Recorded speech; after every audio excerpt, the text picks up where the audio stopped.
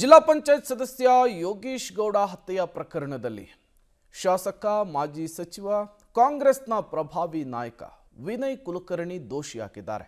ಜನಪ್ರತಿನಿಧಿಗಳ ವಿಶೇಷ ನ್ಯಾಯಾಲಯ ದೋಷಿ ಅಂತ ಹೇಳಿ ತೀರ್ಪನ್ನು ಕೊಟ್ಟ ಬಳಿಕ ಶಿಕ್ಷೆಯ ಪ್ರಮಾಣವನ್ನು ಇವತ್ತು ಪ್ರಕಟ ಮಾಡುತ್ತೆ. ಸಹಜವಾಗಿಯೇ ಪ್ರಕರಣದ ದೋಷಿಯಾಗಿರುವಂತಹ ವಿನಯ್ ಕುಲಕರ್ಣಿಗೆ ಟೆನ್ಷನ್ ಕೂಡ ಜಾಸ್ತಿ ಆಗ್ತಾ ಇದೆ. ಬನ್ನಿ ಕುರಿತಂತೆ ಒಂದು ವರದಿ ಇದೆ, ನೋಡ್ಕೊಂಡು ಬರೋಣ. ಕೊಲೆ ಪ್ರಕರಣದಲ್ಲಿ ವಿನಯ್ ಕುಲಕರ್ಣಿ ಅಪರಾಧಿ. ಇಂದು ಶಿಕ್ಷೆ ಪ್ರಮಾಣ ಪ್ರಕಟಿಸಲಿರುವ ಕೋರ್ಟ್ ಮರಣದಂಡನೆಯೋ ಜೀವಾವಧಿ ಶಿಕ್ಷೆಯೋ? ಧಾರವಾಡದ ಜಿಲ್ಲಾ ಪಂಚಾಯಿತಿ ಸದಸ್ಯ ಯೋಗೇಶ್ ಗೌಡ ಕೊಲೆ ಪ್ರಕರಣದಲ್ಲಿ ಕಾಂಗ್ರೆಸ್ ಶಾಸಕ ವಿನಯ್ ಕುಲಕರ್ಣಿ ಅಪರಾಧಿ ಎಂದು ಸಾಬೀತಾಗಿದೆ. ಮೊನ್ನೆ ಜನಪ್ರತಿನಿಧಿಗಳ ಕೋರ್ಟ್ ವಿನಯ್ ಕುಲಕರ್ಣಿ ದೋಷಿ ಎಂದೇಳಿದೆ. ನಿನ್ನೆ ಮತ್ತೆ 17 ಅಪರಾಧಿಗಳನ್ನ ಕೋರ್ಟ್ಗೆ ಹಾಜರುಪಡಿಸಲಾಯಿತು.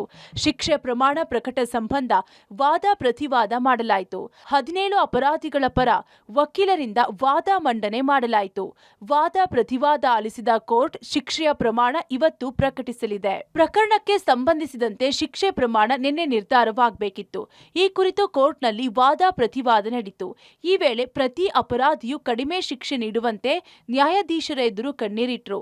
ಕೌಟುಂಬಿಕ ಪರಿಸ್ಥಿತಿ, ಅನಾರೋಗ್ಯದ ಕಾರಣ ನೀಡಿ ಕಡಿಮೆ ಶಿಕ್ಷೆಗೆ ಮನವಿ ಮಾಡಿದ್ದು ಕೋರ್ಟ್ನ ತೀರ್ಪು ತೀವ್ರ ಕುತೂಹಲ ಮೂಡಿಸಿದೆ. ವಿನಯ್ ಕುಲಕರ್ಣಿ ಹಾಗೂ ಚಂದ್ರಶೇಖರ್ ಇಂಡಿ ಪರವಾಗಿ ವಕೀಲ ಶ್ಯಾಮ್ ಸುಂದರ್ ವಾದ ಮಂಡಿಸಿದ್ರು. ಸಿಬಿಐ ಪರ ASG S V Raju video conference ಮೂಲಕ ವಾದ ಮಂಡಿಸಿದ್ರು. ಗರಿಷ್ಠ ಶಿಕ್ಷೆ ವಿಧಿಸುವಂತೆ ವಾದ ಮಂಡಿಸಿದ್ರು. ಈ ವೇಳೆ ಕೋರ್ಟ್ ಕಿಕ್ಕಿರಿದು ಸೇರಿತ್ತು.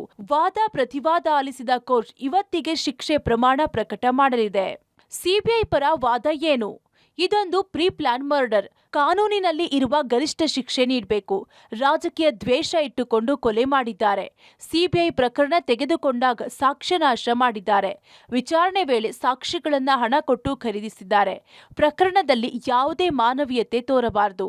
ಈ ಪ್ರಕರಣ ಸಮಾಜಕ್ಕೆ ಮಾದರಿಯಾಗಬೇಕು.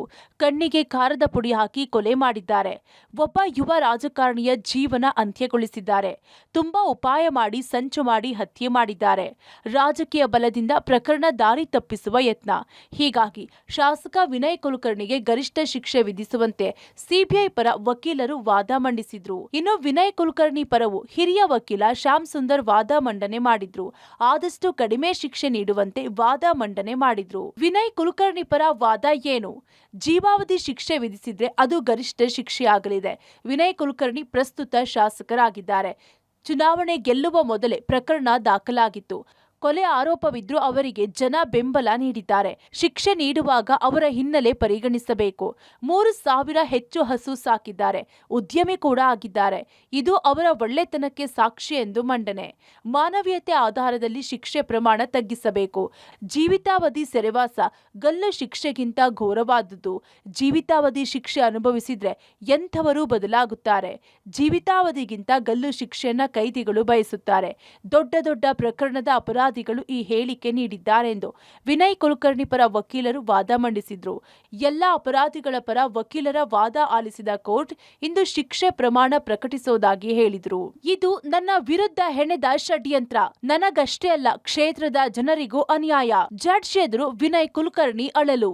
ಇನ್ನು ಕೋರ್ಟ್ನಲ್ಲಿ ವಾದ ಪ್ರತಿವಾದ ನಡೆಯುತ್ತಿದ್ದ ವೇಳೆ ಜಡ್ಜ್ ಎದುರು ಅಪರಾಧಿ ವಿನಯ್ ಕುಲಕರ್ಣಿ ಅಲವತ್ತುಕೊಂಡಿದ್ದಾರೆ. ಅಲ್ಲದೆ ವಿನಯ್ ಕುಲಕರ್ಣಿ ಕಣ್ಣೀರಿಟ್ಟಿದ್ದಾರೆ. ಜಡ್ಜ್ ಎದುರು ವಿನಯ್ ಕುಲಕರ್ಣಿ ಅಳಲು. ಇದೊಂದು ನನ್ನ ವಿರುದ್ಧದ ಷಡ್ಯಂತ್ರವಾಗಿದೆ. ಇದೊಂದು ರಾಜಕೀಯ ಷಡ್ಯಂತ್ರವಾಗಿದೆ. ಪ್ರಕರಣದಲ್ಲಿ ನನಗೆ ನಿಜಕ್ಕೂ ಅನ್ಯಾಯವಾಗಿದೆ. ಈವರೆಗೂ ನಾನು ಯಾರಿಗೂ ಅನ್ಯಾಯ ಮಾಡಿಲ್ಲ. ಇದು ನನಗಷ್ಟೇ ಅಲ್ಲ, ನನ್ನ ಕ್ಷೇತ್ರದ ಜನರಿಗಾದ ಅನ್ಯಾಯ. ನನಗೆ 2 ಹೆಣ್ಣು, ಓರ್ವ ಗಂಡು ಮಗನಿದ್ದಾನೆ. 3 ಮಕ್ಕಳಿಗೂ ಮದುವೆ ಮಾಡಬೇಕು ಎಂದು ಜಡ್ಜ್ ಎದುರು ವಿನಯ್ ಕುಲಕರ್ಣಿ ಕಣ್ಣೀರಿಟ್ಟಿದ್ದಾರೆ. ಈ ಮೂಲಕ ಪ್ರಕರಣದಲ್ಲಿ ತಮ್ಮದೇನೂ ತಪ್ಪಿಲ್ಲ ಎಂಬ ವಾದ ಮುಂದಿಟ್ಟಿದ್ದಾರೆ. ಬಳಿಕ ನ್ಯಾಯಾಲಯ ಇಂದು ಶಿಕ್ಷೆಯ ಪ್ರಮಾಣ ಪ್ರಕಟಿಸಲಿದೆ. ವಾದ ಪ್ರತಿವಾದ ಆಲಿಸಿ ಎಲ್ಲ ಅಪರಾಧಿಗಳ ಅಭಿಪ್ರಾಯ ಸಂಗ್ರಹಿಸಿದ ನ್ಯಾಯಾಧೀಶರು ಶಿಕ್ಷೆ ಪ್ರಮಾಣದ ತೀರ್ಪನ್ನು ಇಂದು ಪ್ರಕಟಿಸುವುದಾಗಿ ತಿಳಿಸಿದ್ರು. ಒಟ್ಟಾರೆ ವಿನಯ್ ಕುಲಕರ್ಣಿಗೆ ಮರಣದಂಡನೆಯೋ ಜೀವಾವಧಿ ಶಿಕ್ಷೆಯೋ ಎಂಬುದು ಇಂದು ಗೊತ್ತಾಗಲಿದೆ.